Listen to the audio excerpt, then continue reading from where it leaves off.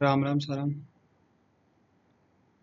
Today I am going to discuss the four problems of पता नहीं है क्या नाम है पाइन लीपिंग जो भी है round to d1 plus d2.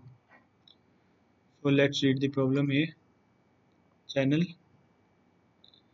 Petya is an administration of a channel in one of the messengers. A total of n people are subscribed to this his channel and Petya is not considered a subscriber. ठीक है. Petya has published a new post on the channel. At the moment of the publication, there are a subscriber online. We assume that every subscriber always reads all the posts in the channel if they are online. After this, Petya starts monitoring the number of subscribers online. He consecutively receives few notification of the from subscriber went offline, a subscriber went online, or Petya does not know which exact subscriber goes online or offline. It is guaranteed that such a sequence of notification could have indeed been received. Okay, Petya wonders if all of his subscribers have read the new post. Help him determine one of the following. It is impossible that all n subscribers have read the post. It is possible that all n subscribers have the read the post. It is guaranteed that all n subscribers have read the post. समझते हैं problem क्या बोल रहा है. Good format देखते हैं. पहला क्या एन ए क्यू एन क्या नंबर ऑफ सब्सक्राइबर्स. एक है initial number of subscribers online जो ऑनलाइन है. क्यू क्या है नोटिफिकेशन. वो इनपुट में क्या गिवन है N Q and A. N A Q दिया है sorry N A Q. N क्या अपना 5. ए कितना है 5. सो एक चीज़ बताओ किस पे अपन 5 पे ना. पहले में क्या 5 सब्सक्राइबर ऑनलाइन 5 के 5 पढ़ लेंगे. तो मैं ये बोलना चाहता है जितने सब्सक्राइबर ऑनलाइन है वो पोस्ट पढ़ेंगे ही पढ़ेंगे. तो अपने को बताना कि सारे के सारे सब्सक्राइबर्स वो पोस्ट पढ़ेंगे. तो यस करना अगर हमें चांस है. शायद पढ़े या ना पढ़े तो मे भी बोल देना है. और इम्पॉसिबल है नहीं पढ़ेंगे तो नो बोल देना है. 3 पॉसिबिलिटीज है. इसका मतलब समझने की कोशिश करते हैं. बोल क्या रहा है कि minus minus plus minus minus plus. ठीक है. इसका मतलब क्या हुआ 5 में से कोई एक सब्सक्राइबर ऑफलाइन होगा. लेट्स कंसीडर कोई भी एक सब्सक्राइबर ऑफलाइन होगा. कितने सब्सक्राइबर बचे 4. पहले 5 तो पढ़ चुके हैं. फिर एक और ऑफलाइन होगा तो इनमें से कुछ ऑफलाइन होगा 3. तब क्या होगा एक और ऑनलाइन होगा. एक वापस ऑनलाइन होगा तो कितने जन 4. ये ऑर्डर है. चलो दूसरा देखते हैं दूसरा टेस्ट केस. 2 2 3 सॉरी 5 2 3 है. सॉरी 5 2 3. इनिशियली कितने सब्सक्राइबर्स ऑनलाइन है 2. फिर क्या होगा अपन चेक करेंगे ये वाला सब्सक्राइबर माइनस हो रहा है. एक ऑफलाइन जा रहा है ना सब्सक्राइबर. क्या करेंगे 2 में से कितने ऑफलाइन चले गए. एक एक ऑफलाइन चला गया. अब कितने बचे एक सब्सक्राइबर. सॉरी ऑफलाइन कहाँ जा रहा है प्लस प्लस माइनस जा रहा है. मैंने ऊपर वाले के हिसाब से प्लस प्लस माइनस है. 2 से कितने हुए 3. अब एक सब्सक्राइबर और ऑनलाइन आ जाएगा 4. फिर एक ऑफलाइन चला जाएगा. क्या कभी 5 पहुंचा क्या कभी भी नहीं पहुंचा ना. तो हमेशा नो होगा. यानी कभी भी किसी भी केस में अगर 5 ना पहुंचे तो मेरे को नो कर देना है. अब इनिशियल कितने सब्सक्राइबर थे 4. अब क्या हुआ एक घटा कितने हुए. एक ऑफलाइन जा रहा है ना. कोई भी सब्सक्राइबर ऑफलाइन जा सकता है 3. और अब एक जो नया ऑनलाइन आ रहा है ना अब इसमें थोड़ा सा समझने की कोशिश करना. मैं यहाँ पे 5 4 3 देव किया जा रहा था. मैं एकदम ऐसे रोस्ट केस वो करने की कोशिश कर रहा था. रोस्ट केस कंसिडर करने की कोशिश कर रहा था. यस वाला. अब एक चीज़ बताओ बस टोटल कितने सब्सक्राइबर थे 5 सब्सक्राइबर थे. पहले कितने सब्सक्राइबर ऑनलाइन थे इनिशियली 4 सब्सक्राइबर्स ऑनलाइन थे. अब इनमें से क्या होगा एक सब्सक्राइबर ऑफलाइन गया. चलो एक ऑफलाइन चला गया. पहले ये 4 तो पढ़ चुके हैं जो इनिशियली ऑनलाइन थे. कितने सब्सक्राइबर बचे 3 ऑनलाइन बचे. अब मेरा एक और ऑनलाइन आएगा तो ये भी तो पॉसिबिलिटी है कि 4 पढ़ चुके जो ऑफलाइन गया वो ऑनलाइन ना आए. जो पहले ऑफलाइन था वो ऑनलाइन आ जाए. तो पहुंच भी सकता हूँ और अगर वो आ गया तो नहीं भी पहुंच सकता हूँ ये भी. तो इसको हैंडल कैसे करेंगे.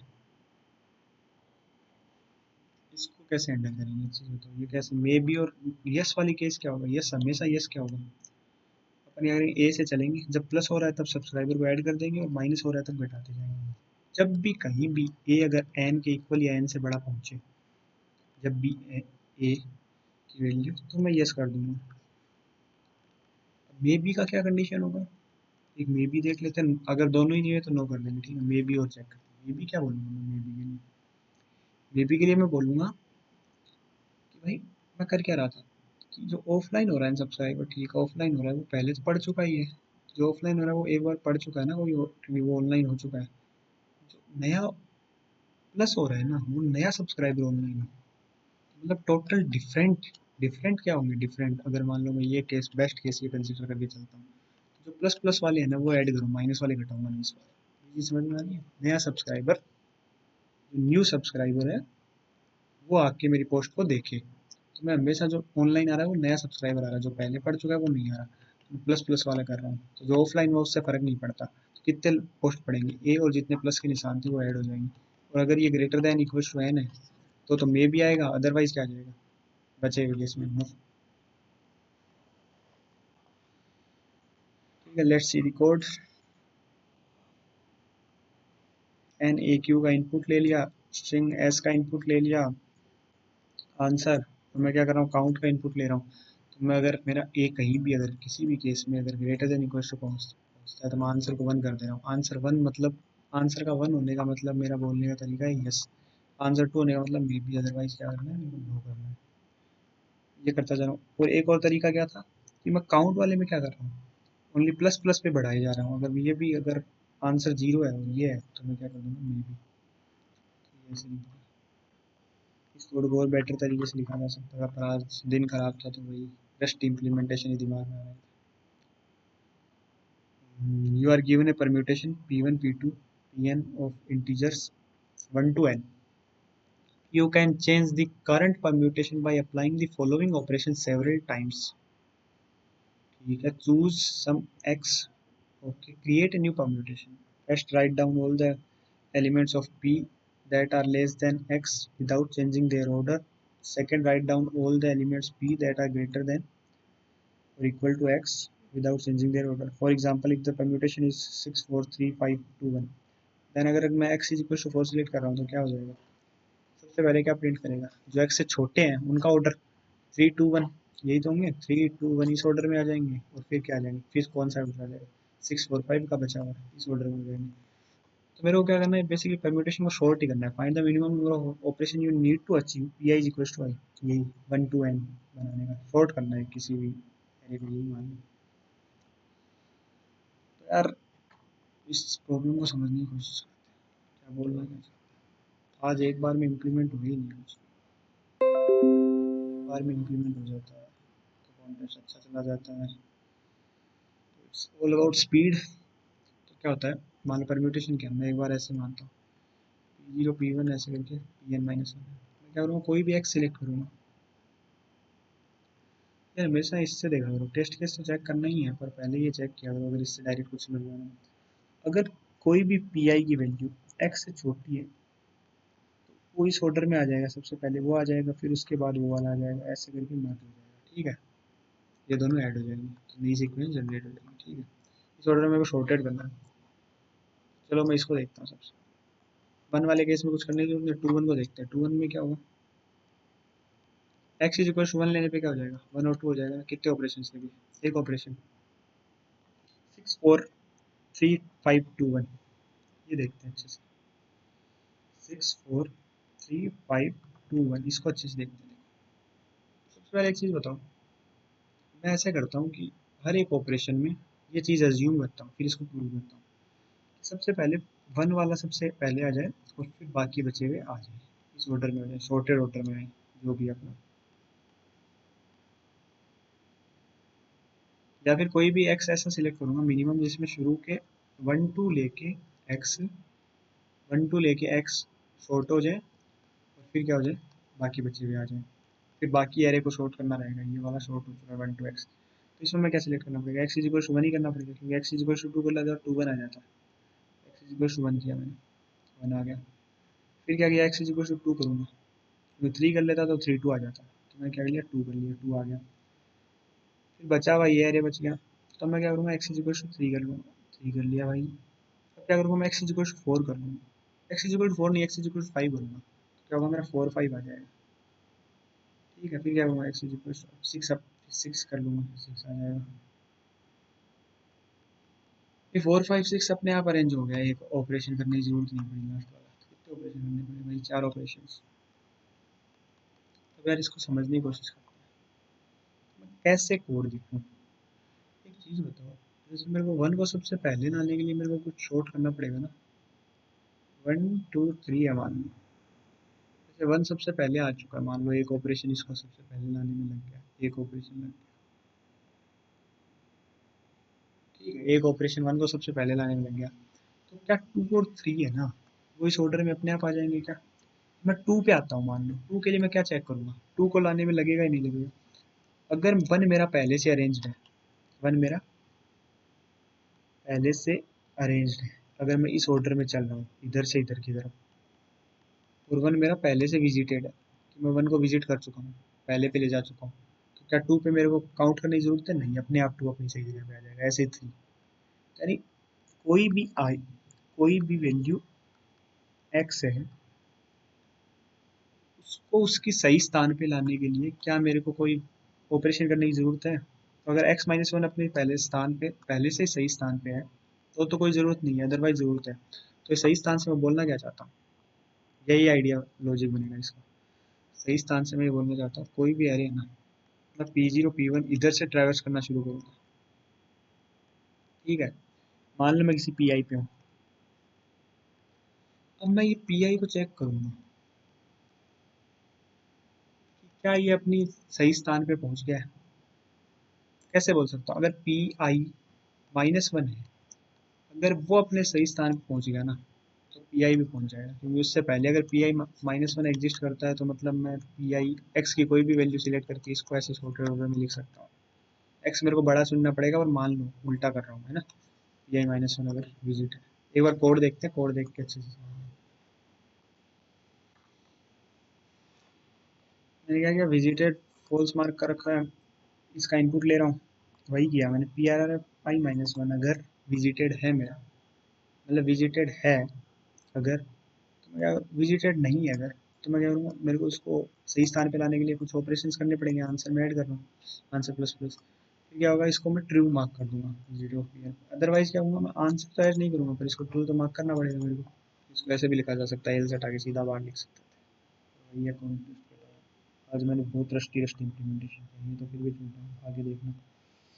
आंसर माइनस माइनस क्यों किया मैंने, क्योंकि लास्ट वाले को जैसे अपने स्थान पे लाने की जरूरत नहीं है, जो लास्ट में बच्चे भी सीक्वेंस होगी ना एक, वो अपने आप सही ऑर्डर में लग जाएगी। Answer minus minus. Second problem भी, second problem is quite good.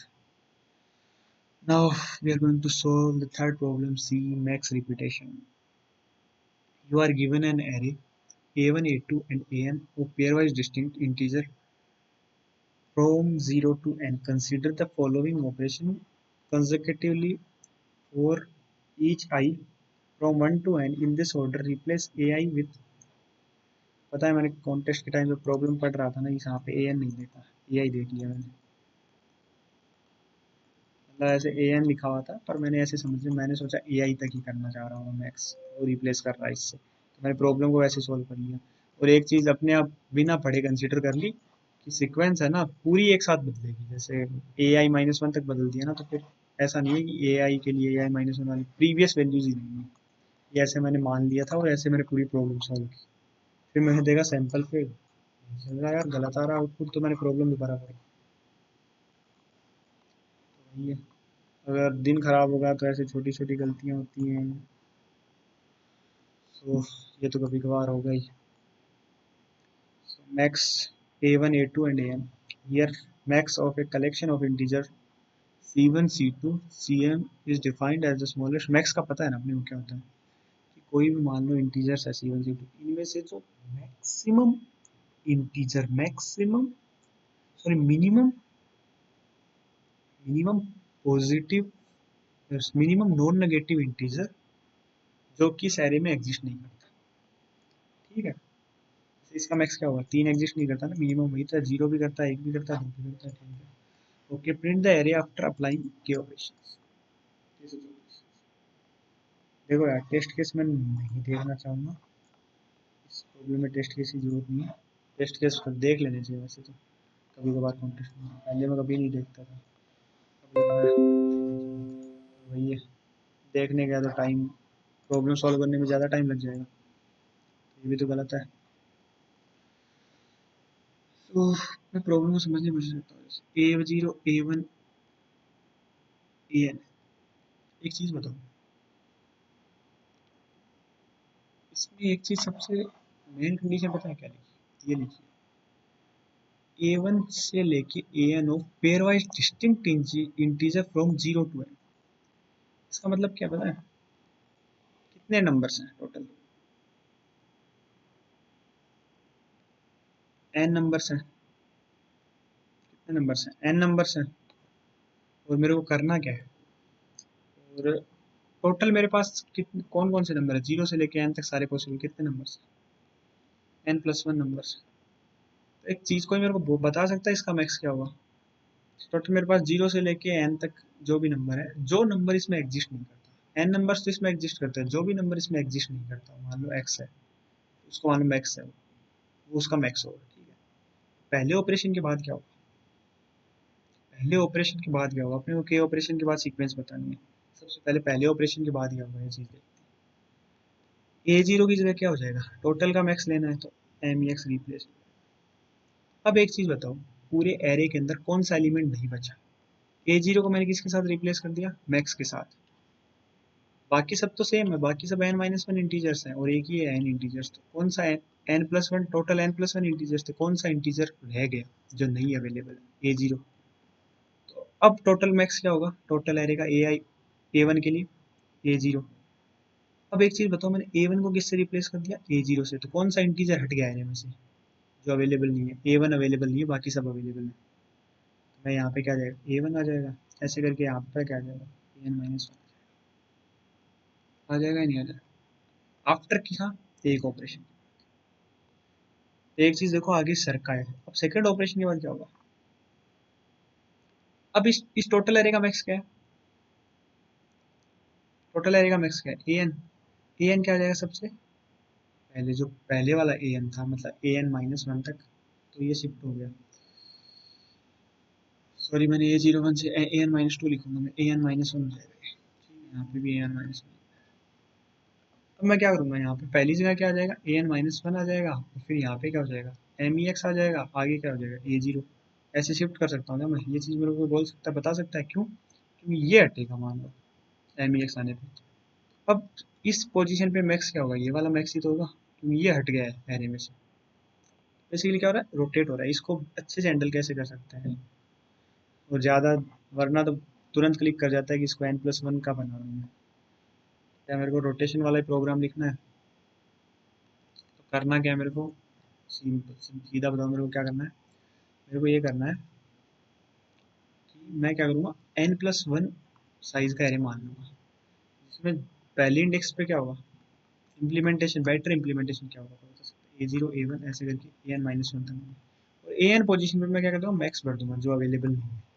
अब फिर मेरे जितने के है ना, उतना मैं रोटेशन लगा दूंगा, मतलब कितने ऑपरेशंस के बाद ये सेम एरिया आएगा, तो बता सकते हैं कितने ऑपरेशंस के बाद ये सेम एरिया आएगा, n ऑपरेशंस के बाद ना, A0 अपनी पोजीशन पे वापस आ जाएगा क्या, n या n+1 ऑपरेशंस के बाद, कितने ऑपरेशंस के बाद, आई गेस n+1 ऑपरेशंस के बाद सेम आएगा, ठीक है, n+1 ऑपरेशंस के बाद ये सेम एरिया आएगा, मान लो दो लेंथ का ही था, A0 A1 मैक्स, पहले पहले के बाद क्या होता है, मैक्स A0 A1, दूसरे बार ऑपरेशन के बाद क्या होता है,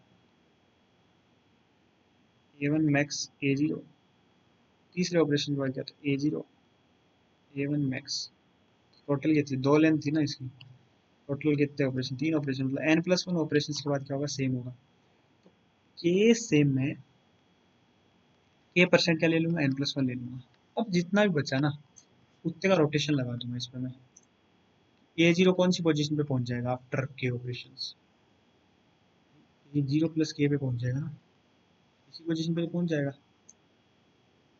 सीधी सी बात है, इस पोजीशन पे पहुंच जाएगा तो हर एक एलिमेंट अपनी अपनी पोजीशन पे आ जाएगा। लास्ट में आउटपुट में क्या कर दूंगा, A0 से लेके A ऑफ n-1 तक प्रिंट कर दूंगा एलिमेंट्स। ये चीज़ समझ में आई क्या यार? ये मैक्स वाला, ये इम्प्लीमेंटेशन का बेटर तरीका था। कोई ऐसे अलग अलग टेस्ट केसेस हैंडल करके इम्प्लीमेंट कर सकता, वो अलग चीज़ है।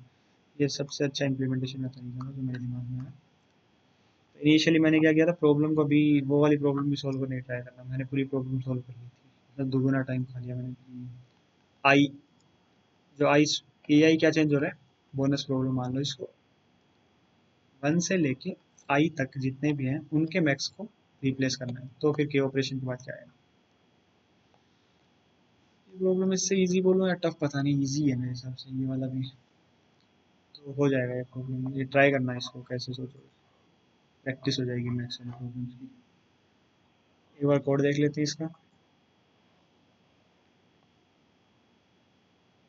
मैंने क्या मैक्स निकालने के लिए क्या किया, n+1 थे जो भी, जितने जितने विजिटेड हुए वो हो गए, और जो विजिटेड नहीं माना वो मेरा मैक्स हो गया। होगा जो एलिमेंट अवेलेबल नहीं है अभी तक उस एरे में, वो मैक्स होगा। वो क्या भर दूंगा मैं, लास्ट पोजीशन पे भर दूंगा इन साइज के।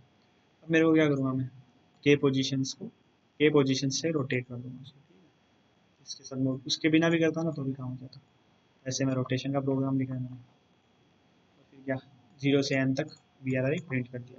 लास्ट एलिमेंट प्रिंट नहीं करना है, तो मैक्स होगा जो भी अवेलेबल नहीं है। So now let's read the problem D. Two colored dominoes. काफी टाइम लग गया यार इसको सॉल्व करने में भी। इसमें भी यार वही है, गलत आइडिया के पाथ पे चला गया। हमेशा ये होता है कि कॉन्टेस्ट अच्छे बुरे में इतना ही फर्क होता है कि अगर पहली ऑब्जर्वेशन गलत होगी ना, कॉन्टेस्ट खराब हो जाएगा। पहली ऑब्जर्वेशन ही सही होना चाहिए, तो इसीलिए पहले कोड लिखने से पहले प्रूव करना जरूरी है। So, पहले प्रॉब्लम पढ़ते हैं। There is an n multiplied by m board divided into cells. There are also some dominoes on this board. Each domino covers two adjacent cells, that is, two cells that share a side, and no two dominoes overlaps. White thinks that this board is too boring and it needs to be painted. He will paint the cell of the dominoes black and white. He calls the painting beautiful if all of the following conditions hold. For each domino, one of the cell is painted white and the other cell is painted black. For each row, one of the number of the cells black in the row is equal to number of the white cells in the row. For each column, the number of black cells in the column equals to the number of white cells in the column. Note that the cells that are not covered by dominoes are not painted at all. They are counted as neither black or nor white. Help white produce a beautiful painting or tell that it is impossible. यार अब इस problem को देखते हैं। Statement से मेरे को problem बिल्कुल समझ नहीं आता। इनपुट देखा मैंने, क्या UDLR का मतलब क्या होता है? मैं प्रॉब्लम समझा देता हूँ आपको क्या करना है।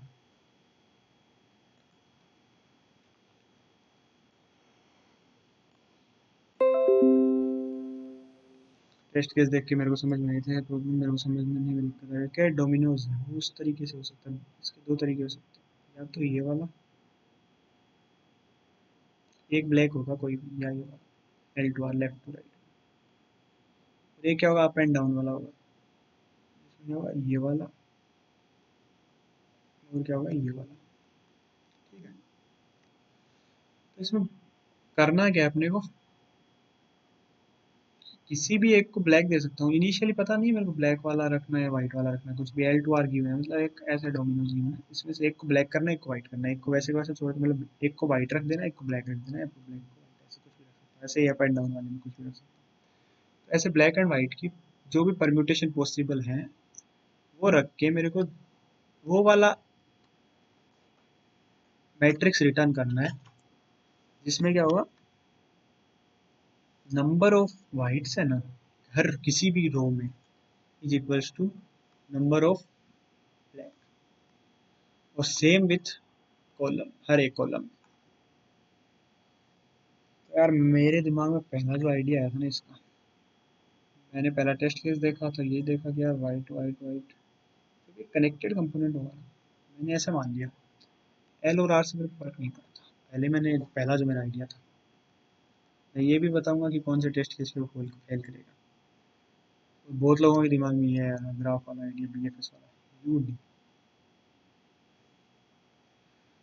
तो मैं इनिशियली क्या करूँगा, याद रखना अप्रोच गलत है, और गलती भी बताऊंगा इस अप्रोच में। पहली मेरी गलती थी ड्यूरिंग, मैंने क्या सोचना शुरू किया कि कोई भी मैट्रिक्स गिवन है उसमें कुछ एल आर भरा होगा, यूडी भरा होगा, ऐसा कुछ होगा।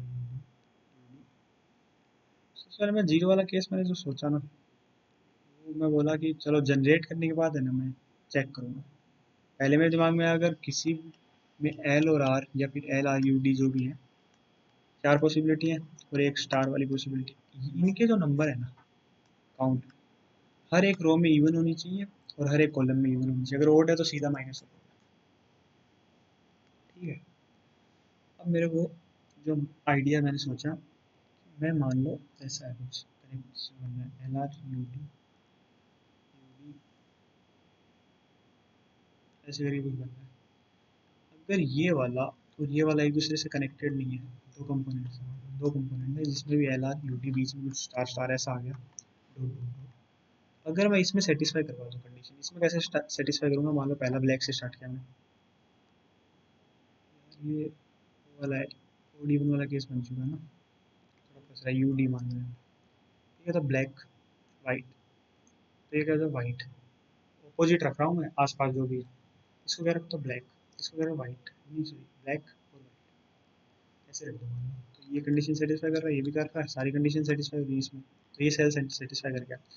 यानी कोई भी कनेक्टेड सेल को सेटिस्फाई करवाने के लिए मैं क्या करूँगा, वाइट डब्ल्यू वाइट डब्ल्यू ऐसे उल्टा, मतलब जो भी इससे एक जैसे कोई भी वाइट है ना, जो भी इससे कनेक्टेड है ना, फिर वो ब्लैक रखे जाएंगे जो भी इससे कनेक्टेड है। ठीक है, ये मैंने बी एफ एस लिखने की कोशिश की। और जो भी मैं शुरुआत कर रहा था ना, जो भी इनिश शुरुआत कर रहा था नए नए वाले की, तो वो उस ब्लैक से स्टार्ट। हाँ ये भी हो सकता था, हाँ इसको भी मैं सही प्रूव कर दूँ। ये इस सॉल्यूशन में जो गलती थी वो भी मैं सुधार रहा हूँ। मैंने बी एफ एस लिखा हर एक नोड को स्टार्ट करके, और ये लिखा। मेरे को एक चीज़ बताओ, मैंने फिर एक टेस्ट केस भी सोचा इसके लिए। U D U D dot dot dot dot dot U D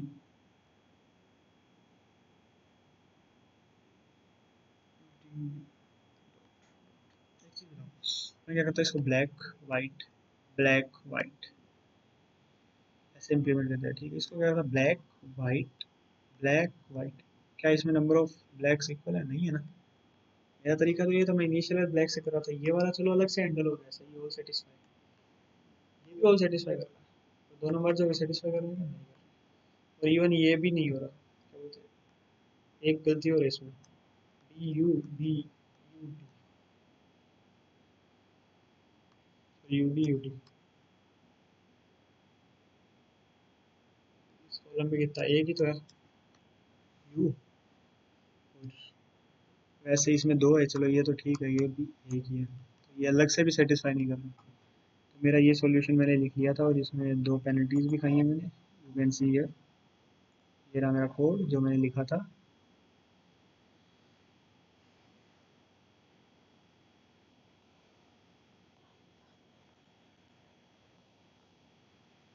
ये मैंने कोड लिखा है, था लेन बी बी एफ एस लिखा, फिर इसमें जो सही थी फिर उसको कंडीशन चेक करके फिर वो प्रिंट करने की कोशिश की हमने। अब एक चीज़ थी कि मेरा गलत हो गया, मैंने टेस्ट केस सोचा, सबसे पहले मेरा काम था ये टेस्ट केस सोचना। जब भी कोई सॉल्यूशन गलत हो ना, या तो इम्प्लीमेंटेशन, क्या मिस्टेक हो सकती है, तीन मिस्टेक हो सकती है, इम्प्लीमेंटेशन में गलती कर दी, या फिर आइडिया ही गलत हो। इम्प्लीमेंटेशन गलत हो या आइडिया गलत हो। यार अपन इम्प्लीमेंटेशन देखने से पहले आइडिया के बारे में सोच लेना चाहिए, जब आइडिया के लिए सही होना एकदम प्रूव, तब इम्प्लीमेंटेशन दोबारा चेक। मैं आइडिया के लिए इनिशियली पक्का श्योर था, तो मैं इम्प्लीमेंटेशन देखने गया, पहले इम्प्लीमेंटेशन भी सही हो गया, फिर मैंने आइडिया के टेस्ट केस के बारे में सोचा कि कौन सा टेस्ट केस हो सकता है, फिर मेरे ये दिमाग में टेस्ट केस आया। इस टेस्ट को जब देख रहा था ना, तब मेरे दिमाग में एक चीज़ है, ये तो मानना पड़ेगा कि एल आर है ना, वो सेटिस्फाई करेगा अगर कोई मैं जनरेट कर पा रहा हूँ। मान लो इसमें मेरे क्या एल टू आर है, यहाँ पे एल है, यहाँ पे आर है, कोई भी कॉलम में पहले स्टार स्टार स्टार था, स्टार स्टार स्टार। इस रो में अगर मेरा वो इक्वल हो रहा है, यूडीआई फर्क नहीं पड़ता। अगर कहीं भी जैसे एल आर आ रहा है, यहाँ पे एल आर आ गया, एल आर आ गया, यहाँ पे एल आर आ गया, अगर मैं उसको इक्वल करना चाहता हूँ तो मेरा यूडी करना पड़ेगा भाई, यूडी से काम नहीं होगा। मतलब क्या बोलना चाहता हूँ मैं, उतने उस जितने एल है ना, नंबर ऑफ एल्स,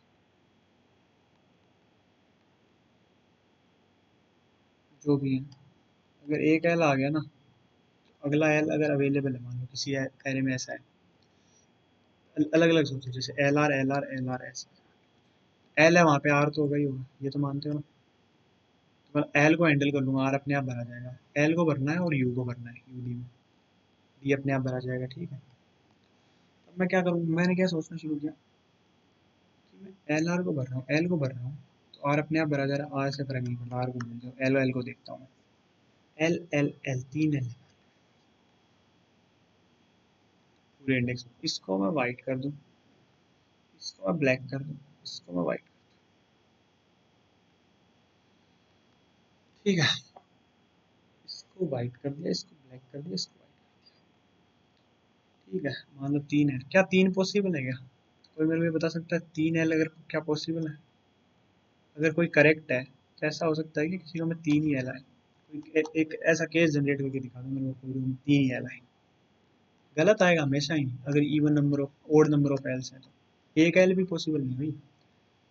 कैसे बोल सकता हूँ मैं? मान लो बीच में मैं कहीं भी यूडी घुसा रहा हूँ, यूडी आया इस लाइन में, या तो यूडी तो आना पड़ेगा अगर ओड नंबर ऑफ एल, तो यू के साथ क्या आएगा, डी आएगा, तो वो क्या होगा, इवन होगा। इवन ऐड हो रहा है, क्या हो रहा है, ओड में यूडी आ रहा है, तो या तो फिर मेरे को आर घुसाना पड़ेगा, आर तो आ ही सकता है एल पे ही से। ये बात सही है, आर आ सकता है, दैट्स टोटली ट्रू। पर क्या आर पॉसिबल है?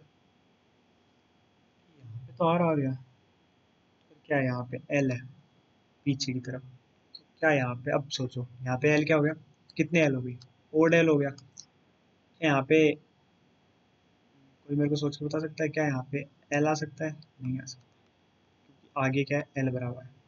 यहाँ पे आर आ सकता है, तो पीछे एल लेना पड़ेगा।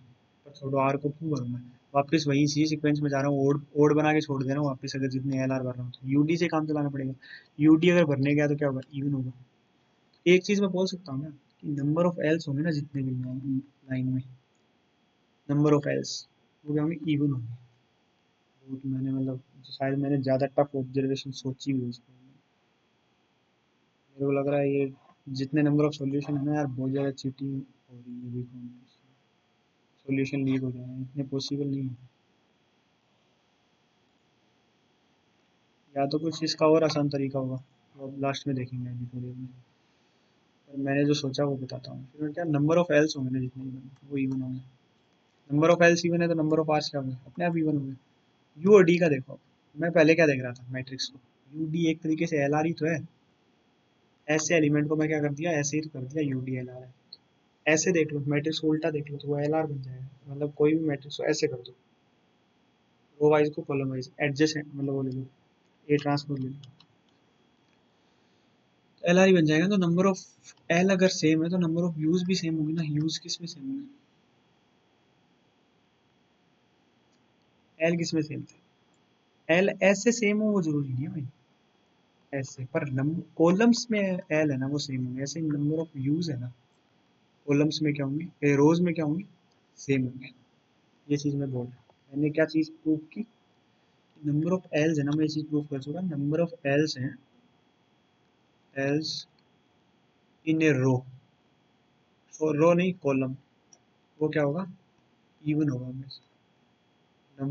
एल के साथ आर तो अपने आप ऐड हो जाएगा, नंबर ऑफ यूज इन ए रो, वो क्या होगा, इवन होगा। ये चीज है, इस चीज से एक चीज बता सकता हूँ ना मैं, जो भी एल आर, एल आर, अगर रो है, मेरे पास कोई भी रो है, रो में तो मैं एल को फिक्स कर सकता हूँ कि एल ब्लैक भरूंगा। रो में क्या, एल को मैं क्या करूँगा, ब्लैक भरूंगा, ब्लैक। एल की शुरुआत ब्लैक से करूँगा रो में, तो ऐसे black white, black white, black white. या फिर ऐसा भी कर सकता हूँ, पर मैं कॉलम में क्या करूँगा, या तो ऐसे भर सकता हूँ, वाइट ब्लैक, वाइट ब्लैक जैसे भरना है मेरे को भर सकता हूँ, क्योंकि वो हमेशा सेटिस्फाई करेंगे, कुछ भी हो जाए इससे। रोज में ऑर्डर से फर्क नहीं पड़ता, एल को कुछ भी करो, आर को कुछ भी करो, क्योंकि एल आर अपने आप वो कर देंगे, खेल खेल लेंगे। फिर ये एल आर किसको इफेक्ट करेंगे, काउंट को, रोज को इफेक्ट करेंगे या नहीं करेंगे, एल आर किसको इफेक्ट करेंगे, कॉलम को, और यूडी किसको इफेक्ट करेगा, रोज को। तो दोनों को ऐसे सेटिस्फाई करना है। मैंने क्या किया, एल इवन प्रूव कर दिया ना, एल क्या प्रूव किया मैंने, कॉलम इवन कर दिया, तो मैं अल्टरनेट भर सकता हूँ, अल्टरनेट, या फिर मैं हाफ ऑफ ब्लैक भर दूँ और हाफ ऑफ क्या कर दूँ, व्हाइट भर दूँ, ऐसे भी कर सकता हूँ दोनों, पर मैं अल्टरनेट करना चाहूँगा, ब्लैक वाइट, ब्लैक वाइट, ऐसे भरना है। चलो ठीक है, ऐसे भरनी है मेरे को। और सेम की थी डी, तो डी अपने आप भरा जाएगा, यू को भरते हैं, यू को क्या करूँगा मैं, ब्लैक वाइट ऐसे भरूँगा। इसका इम्प्लीमेंटेशन कैसे करूँगा, मेरे को क्या फ़र्क पड़ रहा है, रोज में फ़र्क पड़ रहा है, ऐसे भाई, रोज में नहीं, कॉलम्स में फ़र्क पड़ रहा है, एक तरीके से ऐसे एक कॉलम में फ़र्क पड़ रहा है एल के काउंट से। तो मैं क्या कर रहा हूँ, कॉलम ऑफ कोई भी मेरे ith कॉलम में लास्ट एल को मैंने क्या भरा, ये स्टोर कर लेता हूँ, लास्ट एल को मैंने क्या भरा, ब्लैक भरा या वाइट भरा, ये स्टोर कर लेता हूँ। और ऐसे एक रो ऑफ आई में मैंने यू को क्या भरा, लास्ट यू को ब्लैक भरा या वाइट भरा, ये स्टोर कर लेता हूँ। तो मैं जिस भी कॉलम में मान लो नए में पहुंचा, इस इंडेक्स पे पहुंचा, तो मैं बता सकता हूँ कि इस रो में मैंने लास्ट में क्या ब्लैक भरा था, मान लो इसको ब्लैक भरा था, जो भी लास्ट एल एग्जिस्ट करता था इसी कॉलम के अंदर, तो इसको मैं वाइट भरूंगा, ये स्टोर करके रखूंगा। तो एक बार इम्प्लीमेंटेशन देखते हैं, अपने आप समझ में आ जाएगा।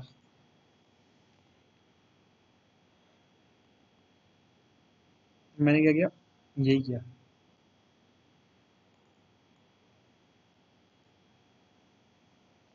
सारे रोज को मैंने इनिशियली ब्लैक कर दिया, सारे कॉलम्स पे मैंने इनिशियली ब्लैक कर दिया, यू जो भी एग्जिस्ट करते हैं।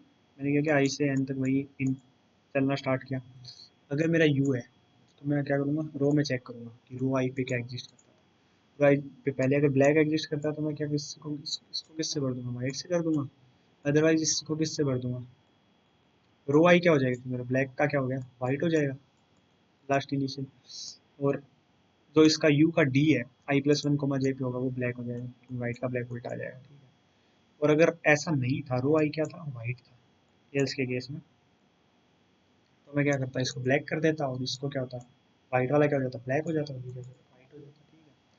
सेम ऐसे मैंने कंडीशन इसमें लिख दी, ठीक है।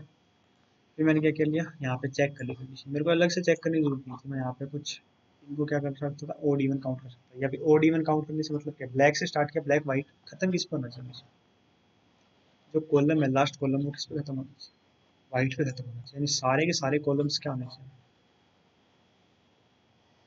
सॉरी ब्लैक का क्या हो गया, अगर एक एल एग्जिस्ट करता तो क्या होता, वाइट नहीं, ब्लैक पे खत्म होना चाहिए, ब्लैक वाला ब्लैक पे खत्म होना चाहिए, यानी सारे रोज में जो क्या होना चाहिए, ब्लैक होनी चाहिए, सारे कॉलम्स में क्या होना चाहिए, ब्लैक होनी चाहिए। एक बार इसको चेक कर लेता हूँ मैं, लास्ट वाली कंडीशन हटाने के लिए, क्या ये चीज़ ट्रू है या नहीं है। कोड को छोटा करने की, कॉन्टेस्ट के बाद आप जो भी इम्प्लीमेंट करो ना, उस कोड को छोटा करने की कोशिश किया करो। सी को पूछ रहा था, मेरा डी वाला सबमिशन नहीं था, डी नहीं, सी में मैंने यहाँ पे लिख दिया था शायद डी का सबमिशन, ठीक है। ओके, चेक को क्या कर रखा है, ट्रू कर रखा है। और L L I is equal to zero से लेके I is less than N से,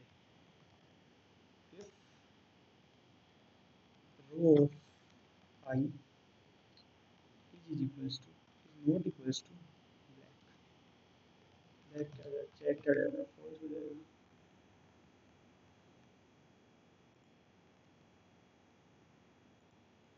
एम से लेके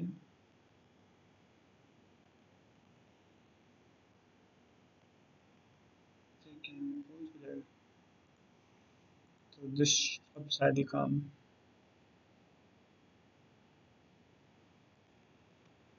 सैंपल तो सारे चल रहे हैं जो मैंने बनाए भी थे, देखो यहाँ पे मैंने बनाया था ये वाला जो टेस्ट केस था खुद से,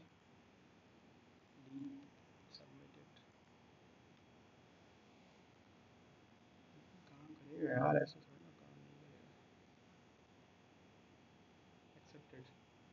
वही इम्प्लीमेंटेशन को छोटा करने की कोशिश कर रहा था कि अगली बार ऐसी कोई प्रॉब्लम आए ना, ऐसी कोई प्रॉब्लम है फिर किसी भी प्रॉब्लम में आपकी इम्प्लीमेंटेशन स्किल भी अच्छी है। जैसे एक अपन शॉर्टर इम्प्लीमेंटेशन करते हैं, शुरुआत में अपन ए भी बड़ा इम्प्लीमेंट करते थे, जैसे ए की स्पीड बढ़ाने के लिए वो होगा ना कोई टाइम पे डी भी ऐसा होना चाहिए 10 मिनट में सब होगा कुछ दिन के लिए। ठीक है, सो थैंक यू एवरीवन।